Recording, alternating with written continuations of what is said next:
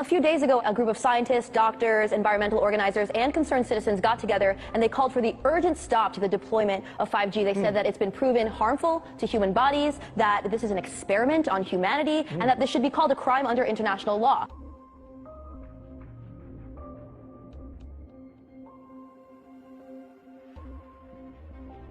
"5G is a weapon. It's used by the military. Do you know these 5G millimeter wave technologies are used to scatter crowds? They drive up in this technology when they want to scatter a cloud, and they put out these frequencies in a much higher power than 5G will be initially with us, but the same frequencies. And people scatter because they get the feeling their skin is on fire. Because the human body, including the skin, is an antenna. It interacts with frequencies, and it receives and transmits information. At the cutting edge of understanding of DNA, scientists know that DNA is a receiver-transmitter of information.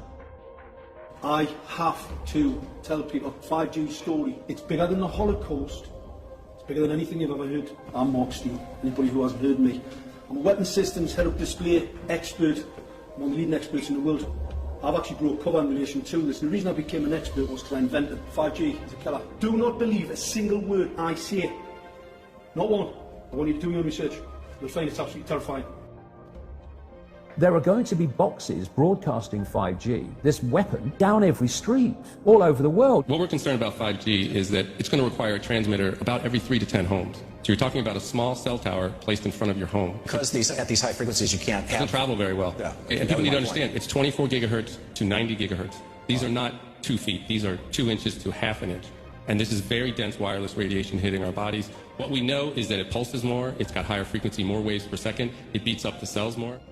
Let's talk about today's technology, what we have going on today. Your phone is constantly sending electromagnetic fields in and out of each other. Whether or not you're receiving a notification right now, all of our digital tech sends this data back and forth, right, using these invisible microwave radiation signals. That's today's tech. We have every cell tower, every router constantly pulsing with radiation, whether or not you're using it. Science shows that this causes DNA damage, cancer, among other things. But don't take my word for it. And that's just with 4G. That's just with today's technology. Before we get to 5G, right now you got some of it, but not that much.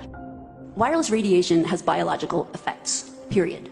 These effects are seen in all life forms: plants, animals, insects, microbes. In humans, we have clear evidence of cancer now. There is no question. We have evidence of DNA damage, cardiomyopathy, which is the precursor of congestive heart failure, neuropsychiatric effects. So 5G is not a conversation about whether or not these biological effects exist. They clearly do. 5G is a conversation about unsustainable healthcare expenditure.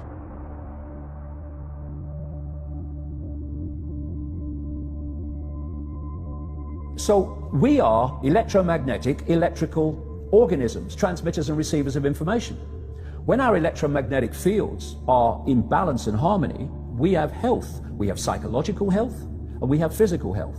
The reason that this technological society is causing so much psychological and, quote, physical disease is because these frequencies, technologically driven, and we live in this Wi-Fi world now and all the phone masts and all the rest of it, these technologically generated frequencies are scrambling the balance of the human electromagnetic electrical communication systems. And if you scramble them, you create a state of disharmony, dis-ease, which plays through to physical and mental, emotional, psychological dis-ease. And there's another point to this. The brain processes information electrically. It communicates with the cellular structure electrically, and it operates within a certain band of frequency. If you can broadcast frequencies carrying information, this technology has long been known, carrying information and perceptions within the frequency that the brain decodes information, the brain will decode those frequencies and will have those perceptions. You can influence people's perceptions externally by broadcasting these frequencies that we interact with because we are antenna. Okay. Now, some decades ago, there was a guy who worked out the frequencies of different emotional states. This is long ago. I mean, it's very, very sophisticated now. So every thought, every emotional response is a frequency. It generates a frequency, and it is of itself a frequency. Hate is a frequency, and it's different to love. You know, when you are in a room and there's lots of aggression and conflict and hatred, you feel it What do people say? Oh God, you can cut the atmosphere with a knife in there. That is because the frequencies of hate and conflict have been so generated, they have changed the electromagnetic field of the room. Okay, so 5G is going to be weaponized against us potentially. Yeah, but the point being that they worked out the frequencies of various emotions, including rage and what have you. And basically, they can play across a community these frequencies without anyone knowing. And it starts to have an effect. And it starts to build rage, it starts to build anger. And people might not realize why they're feeling it, but they start to feel it. And then what they do is they trigger that with an event. Maybe, some guy is attacked by the police or something, or somebody's arrested for something they didn't commit. And now there's the trigger. The blue touch paper's been lit of this manufactured frequency-driven rage, and you have mass riots and what have you, and people do things that they wouldn't normally do.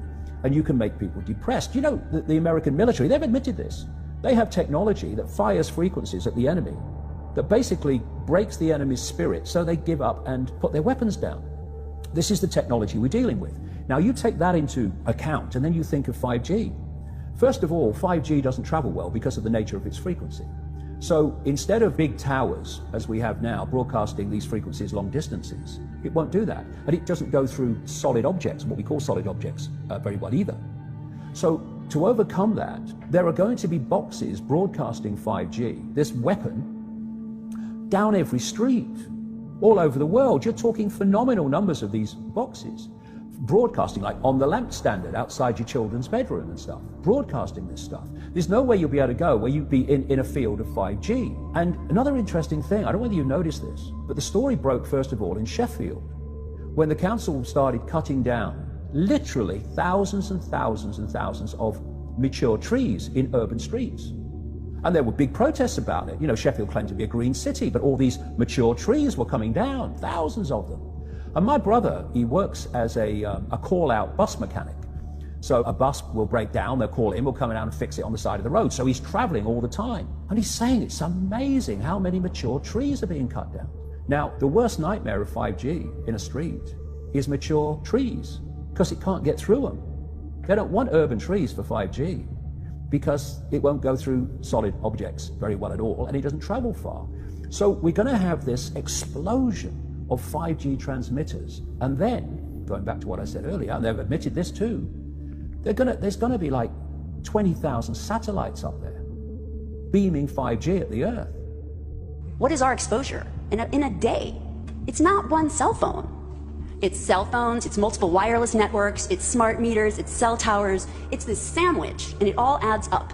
And this is a serious problem for occupational health, public safety, and personal safety. And I feel that it's irresponsible to be even talking about the Internet of Things and rolling out a new untested technology when we're not even measuring what are our current exposures from the current networks.